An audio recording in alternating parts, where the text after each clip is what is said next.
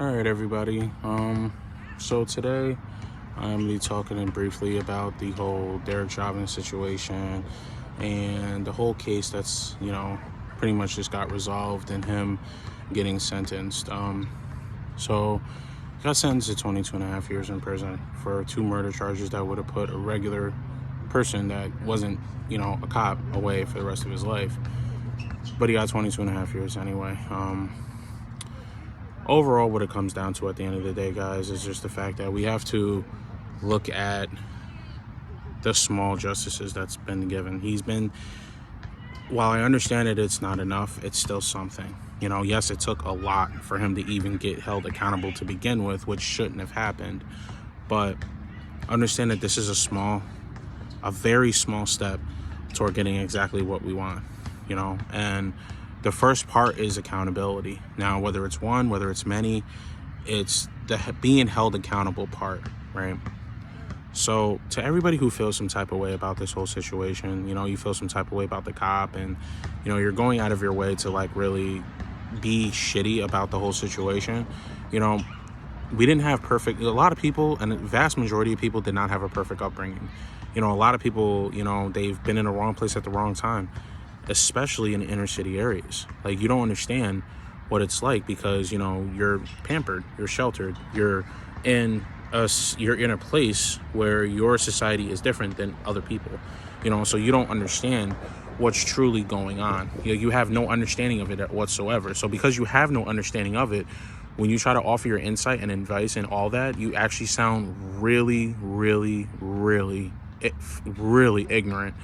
You don't know what you're saying at the end of the day. So it's in situations like that, until you have a whole grasp of what it's like to live in a place where you could be in the wrong place at the wrong time and police will stop you out of nowhere, and you have to be worried about, hey, if I accidentally make a sudden move, that might be the last thing that I ever do. You haven't been in a situation or in a circumstance like that before. You haven't been in a situation or a circumstance where you fit the profile, you fit the description of a suspect. You're walking down the street, you're minding your business, you could be on your way going to work, you know what I mean? And you still fit the profile, you still fit the description of a suspect. If you never been in a situation like that before, saying something and having an opinion of it is only making you really ignorant when you talk and when you say something. You shouldn't just be saying anything at all. You know what I mean? That's just, that's the reality that we're in. The reality that we're in is that, we're going to run into police, activities like this all the time. The thing is that when on their end, their actions become unnecessary, they need to be held accountable because they are still citizens in the United States. They don't have a license to kill. They have a license to protect and serve. And if you don't at least know that, then you're just part of the problem. As I said before, justice has been served. No matter how small it is, it's still a small step forward. And making sure that, if you're not protecting and serving, you're using intimidation and fear, and you're using excessive force, you need to be held accountable for that. And that's how I honestly feel at the end of the day. While there's so many this is something that we're going to be fighting for probably another generation or two before anything is done, to the extent that true change actually happens when it comes down to police accountability. So with that being said, like I said before, it's delicate to always talk about something like this because of the fact that at the end of the day, it's still police accountability. It's still, it's not something that happens on an occurrence that people like to think it does, but it does happen. And it's something that shouldn't happen and needs to stop at the end of the day. And that's all it comes down to. You know what I mean? The unjustified killings definitely need to stop. The unarmed killings definitely need to stop because and if they are unjustified, then there needs to be an explanation. There needs to be what happened. Why did this happen? That person needs to be held accountable for something that's unjustifiable.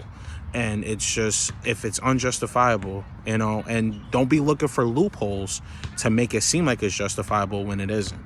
You know what I'm saying? And I'm not going to put all of the blame can't put all the blame, just on, I put up some of the blame on the media as well. When you don't bring out the full story of things, when you just put out, you just put out stories just to put out stories, you're bringing conflict. And that's where you guys benefit. MSNBC, Fox News, CBS, all these other mainstream media places that's around the entire country benefit off of the conflict and the race baiting that they're doing on a regular basis. So I blame them just as much for the conflict, and just for as much as the disdain toward policemen is because of them as well. I don't, so with that being said, that's my honest opinion about everything, and I'm not going to get too far off track with that, because I have other episodes where I will be talking about the race baiting media. I have other episodes where I will be talking about the the toxicity of social media. There are other things that I will be talking about, but at the end of the day, what this little segment is about my true feelings about the verdict of Derek Chauvin. And like I said before, he got his just desserts. Is it what everybody hoped for? No. But at least he's doing time in jail. He no longer has a job. He got divorced from his wife.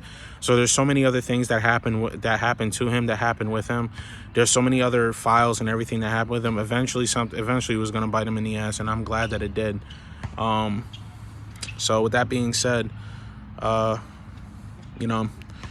we all have a lot to learn from this, and hopefully, at some point we can come together as a community and for true change, you know what I'm saying? And, true change within the police department, and we can really start to grow better as a community once one of these issues not just gets solved, but is on the way to having a change, on the path of reformation. Nobody, you can't expect change overnight, but you can definitely do,